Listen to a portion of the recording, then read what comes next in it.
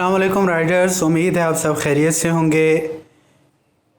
Tuning की video हम लोगों ने बनाई थी और कुछ क्वेश्चंस आए थे। मैंने सोचा कि उन क्वेश्चंस को भी डिस्कस कर लूं और फिर इसके बाद हम नेक्स्ट वीडियो पर चले जाएंगे जो हमारी आज की वीडियो है। तो ट्यूनिंग में दो क्वेश्चन जो थे वो पूछे गए थे। एक तो ये कि जो एयर फ़िल्टर है उसको मोटर ऑयल से गीला करना चाहिए वापस लगाते वक्त या फिर पेट्रोल से। तो असल मसला ये है कि मोटर ऑयल की वजह से फ़िल्टर क्लॉज भी हो सकता है, फ़िल्टर बंद भी हो सकता है अगर बहुत ज़्यादा मट्टी इकट्ठी हो गई तो। जबकि पेट्रोल जो है वो हवा को जाने देता है, हवा को रास्ता देता है, लेकिन मट्टी को कैच कर लेता है। इसलिए बेहतर यह है कि आप उस पर पेट्रोल लगा कर उसको वापस बंद करें। दूसरी बात ये पूछी गई थी कि चैन की क्लीनिंग जो है वो आप लोगों को ज़रूरी है कि पेट्रोल से ही करें या केरोसिन ऑयल या वगैरह वगैरह कुछ और एक दो चार चीज़ें, मतलब उन्होंने आइडिया लिया कि WD-40 से कर दें, किस चीज़ से करें। तो पेट्रोल के स्प्रे से करनी है, डायरेक्ट पेट्रोल नहीं, पेट्रोल का स्प्रे डालना है और उसको फ़ौरन से खुश्क कर लेना है। खुश्क करने के बाद उसको फ़ौरन लुब्रिकेट करना है। ये सब चीज़ें ज़रूरी हैं जो मैं आपको समझा रहा हूँ। इन सारी चीज़ों को करने के बाद आपने चैन को अच्छी तरह लुब्रिकेट करने के बाद चेक करना है कि चैन जो है वो मतलब आवाज़ तो नहीं कर रहा। जब सही लुब्रिकेशन हो जाएगी तो चैन आवाज़ नहीं करेगा। ऐसी जगह पे रिकॉर्डिंग कर रहा हूँ जहाँ पे स्पार्टर भी गुजरती रहती हैं, तो अगर आपको ऐसी आवाज़ें आ रही हैं तो माफ़ कीजिएगा। और अब चलते हैं नेक्स्ट वीडियो की तरफ और देखते हैं कि आज हम क्या करने जा रहे हैं। चैन के एडजस्टमेंट के लिए आपको मेन एक्सल नट को लूज़ करना होगा। एक्सल नट को खोलने के लिए आपको 19 नंबर का की रेंच ज़रूरत होगा, जिसके ज़रिए एक्सल नट को लूज़ कर देंगे। एक्सल नट को लूज़ करने के बाद जो इसकी एडजस्टर होता है उसको आपने टाइट करना होगा या लूज़ करना होगा। चैन को टाइट करने के लिए एडजस्टर के नट को टाइट कर देंगे, जिसके लिए 10 नंबर की चाबी इस्तेमाल हो रही है। आपने दोनों साइड के एडजस्टर को बराबर टाइट करना है, उसके दोनों जो नट होते हैं उनको बराबर टाइट करना है ताकि आपका चैन सही एडजस्ट हो और बराबर एडजस्ट। दोनों साइड के नट को बराबर टाइट करते हैं। और एक चीज़ और भी याद रखिए कि अगर आपने इसके अलाइनमेंट देखनी हो तो इसकी ये लाइंस हैं, इन लाइंस को आप उनकी एडजस्टमेंट चेक कर सकते हैं, व्हील के अलाइनमेंट चेक कर सकते हैं।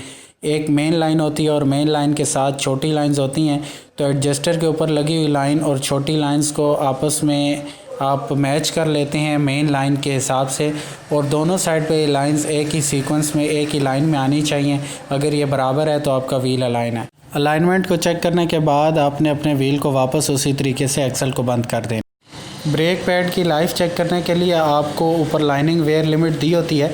ब्रेक का जो स्क्रू है उसकी लाइन और ऊपर ये लिमिट की जो लाइन लगी हुई है, इनको आपस में काउंट करके देखना होता है और लिमिट ख़त्म होने पर बल्कि उससे पहले ब्रेक लेदर चेंज करवा लेना चाहिए। ब्रेक को टाइट या लूज़ करने के लिए आपको 14 नंबर की चाबी ज़रूरत होगी, जिसके ज़रिए आप इस नट को लूज़ या टाइट कर लेंगे और इसको टाइट करने से आपकी ब्रेक टाइट हो जाएगी। कोशिश कीजिए ब्रेक बहुत ज़्यादा टाइट भी ना रखें, इससे भी नुकसान हो सकता है। चलें जी, अब हम प्लग की सफाई करने लगे हैं। प्लग को खोलने के लिए आपको 17 नंबर की लंबी गोटी ज़रूरत होती है ताकि प्लग उसके बीच में एडजस्ट होकर आप उसको आसानी से निकाल लें। और छल्ली रेत वाला भी गुज़र रहा है, छल्ली किसी ने खानी है तो खा सकते हैं। रिकॉर्डिंग में आपको समझ आ रही होगी।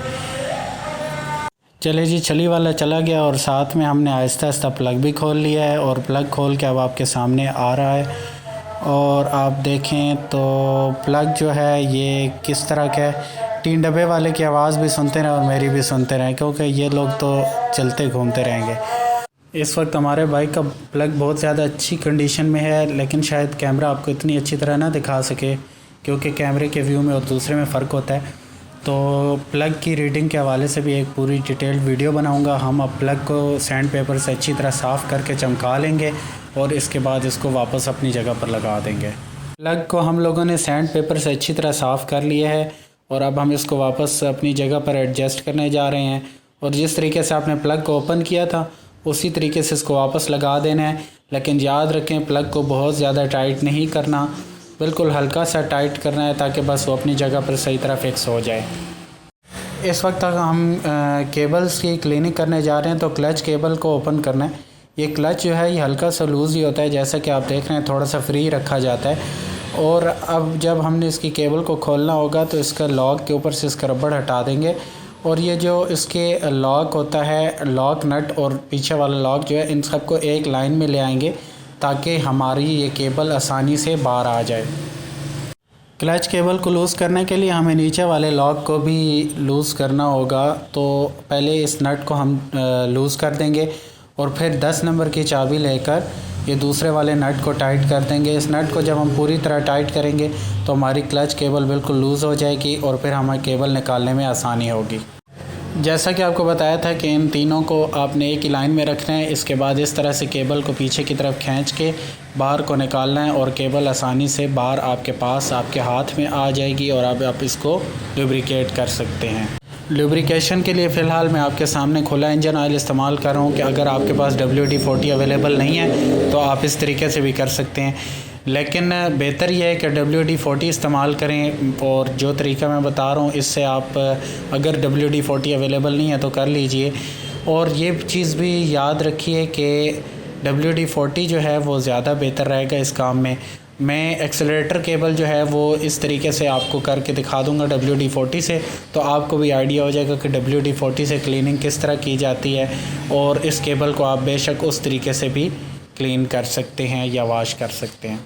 वॉश करने के बाद मैंने केबल को वापस उलट तरीके से अपनी जगह पर लगा दिया। नीचे वाले स्क्रू वगैरह उसी तरह एडजस्ट कर दिए थे ताकि हमारे क्लच की एडजस्टमेंट भी ख़राब ना हो। ब्रेक केबल को भी आपने नीचे से खोलकर इसी तरह अच्छी तरह साफ़ कर लेना है और बेहतर है कि एक्सेलरेटर केबल जिस तरीके से मैं साफ़ करूं उसी तरीके से आप इसको साफ़ करें। WD-40 एक बहुत अच्छा क्लीनिंग एजेंट भी है और सफाई सुथराई भी इससे रहती है। तो मैं WD-40 इस्तेमाल करने लगा हूँ अभी क्लच केबल में और क्लच लिवर में अच्छी तरह मैं इसको लगा दूँगा ताकि आसानी से ये सफाई भी हो जाए और लुब्रिकेशन जो थोड़ी बहुत ना हो सकी थी वो भी हो जाएगी। और याद रखिएगा इसको ब्रीथ नहीं करना। क्लच केबल के साथ साथ ब्रेक केबल में भी हमने WD-40 का स्प्रे कर दिया है और इस तरीके से लीवर को साफ़ कर लिया। प्लस वाले स्क्रू ड्राइवर के ज़रिए मैंने सेल्फ वाली ग्रिप या असम्बली के दोनों स्क्रू खोल लिए हैं ताकि एक्सेलरेटर की केबल अलग हो सके और फिर हम उसको अच्छी तरह वॉश कर सकें। WD-40 से ही आपको करके दिखाऊंगा ताकि आपको आइडिया हो सके कि WD-40 से सफाई कैसे करते हैं। लें जी, अब हमने एक्सेलरेटर केबल से एक्सेलरेटर को अलग कर दिया है। अब हम सेल्फ की असम्बली या ग्रिप के अंदर भी अच्छी तरह WD-40 का स्प्रे कर देंगे ताकि ये भी साफ़ हो जाए। एक्सेलरेटर केबल के अंदर इस तरीके से WD-40 स्प्रे करके आपने इसको अच्छी तरह वॉश कर लेना है। और ये तरीका आप ब्रेक और क्लच केबल पर भी लगा सकते हैं। अब फैसला आपके हाथ में कि कौन सा तरीका ज़्यादा बेहतर है। मैंने आपको दोनों बता दिए हैं। एक्सेलरेटर हैंडल पर भी WD-40 का स्प्रे कर दें और इसको वापस बंद कर दें और आपकी केबल्स की क्लीनिंग ख़त्म हुई। चलें जी, अब हम बाइक के बैटरी के हालात देखने जा रहे हैं। तो अब ये मैंने जो है वोल्टा सुपर 10 एम्पेयर की बैटरी इंस्टॉल की हुई है। तो इसके एक टर्मिनल जो है वो कार्बन की वजह से ब्रेक हो गया था, जिसकी वजह से मुझे शीशे का टांका लगवाना पड़ा। ये भी मज़बूत और बेहतरीन तार का टांका लगवाया हुआ है क्योंकि आपका सेल्फ़ बाइक है, जो कि बहुत ज़्यादा कार्बन की वजह बन सकता है अगर आपका ये टांका सही ना हो। इसके नेगेटिव टर्मिनल पर थोड़ा सा कार्बन लगा हुआ है और उसको मैं ब्रश की मदद से जो है वो साफ़ कर लूँगा और इसके बाद टर्मिनल पर ग्रीस या पेट्रोलियम जेली जो भी चीज़ अवेलेबल होगी वो लगा दूँगा ताकि इस पर दोबारा कार्बन ना आए। टर्मिनल को अच्छी तरह साफ़ करके उस पर ग्रीस भी लगा दी है और बाइक में से जो वायर आ रही है उस पर भी अच्छी तरह ग्रीस लगा दूँगा ताकि ये बिल्कुल साफ़ सुथरा हो जाए। और ये याद रखिए कि इसमें लूज़ कनेक्शन बिल्कुल नहीं होना चाहिए। अच्छी तरह इसको टाइट करना होगा वापस जब लगाएंगे। जब ये पूरी तरह टाइट होगा और स्पार्क नहीं होगा तो कार्बन बनने के चांसेस कम है, लेकिन फिर भी अगर अच्छा कनेक्टर ना लगा हो तो कार्बन लग सकता है, जिसको आपको बार बार साफ़ करना पड़ेगा। जहाँ तक कि मैंने अब देखा है कि दूसरे टर्मिनल्स जो हैं उन पर भी मैंने अच्छी तरह जो है ये ग्रीस वगैरह लगा दी एक दफ़ा फिर। और अब मैंने इसके नेगेटिव टर्मिनल को अच्छी तरह बंद कर दिया है और इसके ऊपर जो मैंने कवर लगाया हुआ है ताकि ये शॉर्ट सर्किट ना हो, तो ये कवर इसके ऊपर लगा दिया और हमारा बैटरी का काम भी एंड हो गया। और ट्यूनिंग का काम यही होता है, ये कोई इतना मुश्किल काम नहीं है, आप आसानी से कर सकते हैं। ट्यूनिंग करना सीखिए और इस काम को समझते जाइए, ये बहुत मुश्किल काम नहीं है। लीजिए, हमारी आज की वीडियो मुकम्मल हुई। और अगर आपको चैन एडजस्टमेंट समझ नहीं आई तो एक चैन एडजस्टमेंट टूल है जो कि मैं आपको घर पे बनाना भी सिखा दूंगा। आप वही टूल अपने पास बना कर रख लीजिए और उसके ज़रिए भी चैन एडजस्टमेंट कर सकते हैं। तो इंशाल्लाह कंप्लीट एडजस्टमेंट की वीडियो भी आपके सामने होगी जल्दी। जैसे ही मौका मिलता है आपको वो वीडियो बनाकर आपके सामने रख दूँगा। और ऑयल चेंज की वीडियो भी इंशाल्लाह जल्द ही आपके सामने होगी। ऑयल चेंज भी कोई इतना मुश्किल काम नहीं है, लेकिन अपने बाइक की ट्यूनिंग का काम आप सारा का सारा ख़ुद कर सकते हैं। और आप मुझे इजाज़त दीजिए। अल्लाह हाफ़िज़।